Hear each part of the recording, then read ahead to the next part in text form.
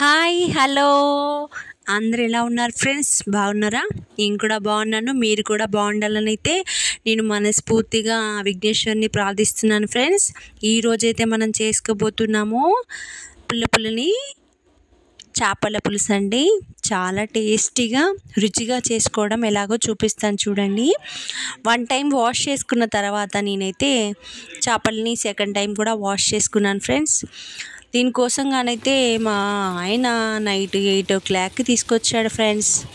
అప్పుడు కానీ నేను ప్రిపేర్ చేసుకునేసరికి 2 hours పట్టింది. ఆల్మోస్ట్ 10 అయ్యింది అన్నీ ప్రిపేర్ అయ్యేసరికి.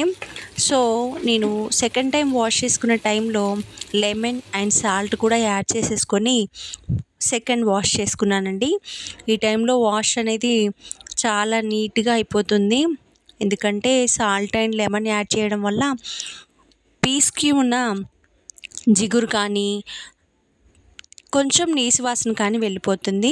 అండ్ మనం ఫిష్ ఫ్రెష్గా ఉందా లేదా అని తెలుసుకోవడం కోసం అయితే చిన్న టెస్ట్ ఫ్రెండ్స్. మనం ఫిష్ యొక్క హెడ్ భాగాన్ని ఈ విధంగా ఫింగర్స్తో లోపలికి తీసి టెస్ట్ చేసుకుంటే కొంచెం జిగురుగా బంకగా అనిపిస్తే అది కొంచెం ఫ్రెష్ కాదని అనుకోవాలి. నేను తీసుకున్న ఫిష్ అయితే ఫ్రెష్గానే ఉంది. దీనికోసం అయితే నేను స్పెషల్ మెంతి పొడి ప్రిపేర్ చేసుకుంటున్నాను. మెంతి పొడిలో కొంచెం జీలకర్ర 100 గ్రాములు తీసుకున్నాను ఫ్రెండ్స్. 100 గ్రాముల మెంతులకి 100 గ్రాముల జీలకర్ర తీసుకొని కొన్ని బియ్యం తీసుకొని 4 లవంగాలు యాడ్ చేసేసుకొని లైట్గా ఫ్రై చేసేసుకొని మిక్సీ చేసేసుకున్నాను ఫ్రెండ్స్. ఎందుకంటే ఆల్రెడీ లాస్ట్ వీడియోలో కూడా చెప్పాను, బియ్యం యాడ్ చేసుకోవడం వల్ల కొంచెం గ్రేవీ అనేది చిక్కగా వస్తుంది, చాలా టేస్టీగా ఉంటుంది ఫ్రెండ్స్. తప్పకుండా మీరు కూడా ట్రై చేయండి.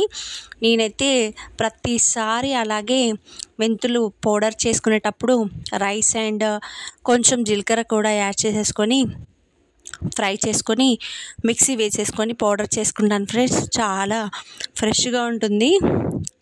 సేమ్ యాజ్ ఇట్ ఈస్గా ఫిష్ పులుసు కోసం అయితే పసుపు వేసేసుకొని అల్లం వేసేసుకొని తాలింపులో మంచిగా పచ్చివాసన వెళ్ళేంత వరకు ఫ్రై చేసుకోవాలి ఫ్రెండ్స్.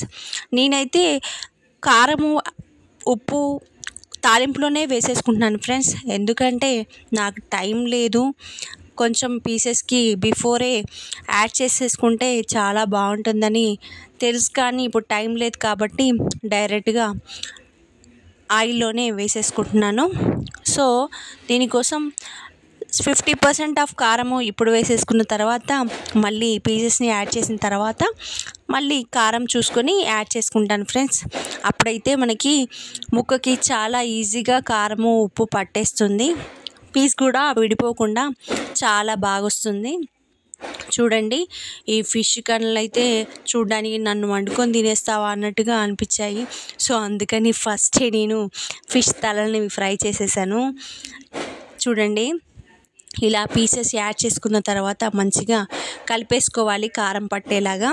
తర్వాత కొంచెం మళ్ళీ కారం పడిందా లేదా అని ట్రై చేసుకున్న తర్వాత టెస్ట్ చేసుకున్న తర్వాత నెక్స్ట్ మళ్ళీ మనం చింతపులుసుని అయితే యాడ్ చేసుకోవాలి ఫ్రెండ్స్. కొంచెం కొంచెంగా యాడ్ చేసుకుంటూ మనం కలుపుకోవాలి. ఒకేసారి చింతపులుసుని పోసామంటే ముక్క విరిగిపోయే ఛాన్సెస్ ఉంటాయి.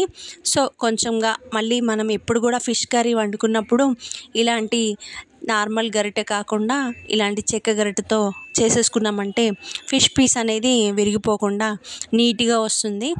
ఇలా ముక్క మునిగేంత వరకు పులుసుని యాడ్ చేసుకున్న తర్వాత మెంతి పౌడర్, ఇప్పుడు పట్టుకున్న మెంతి పౌడర్ ఉంది కదా, అది యాడ్ చేసుకున్నాను. అండ్ ఎవ్రీ టైం నేను ఫిష్ చేసినప్పుడు కర్రీ చేసినప్పుడు ఎగ్స్ అయితే యాడ్ చేస్తాను.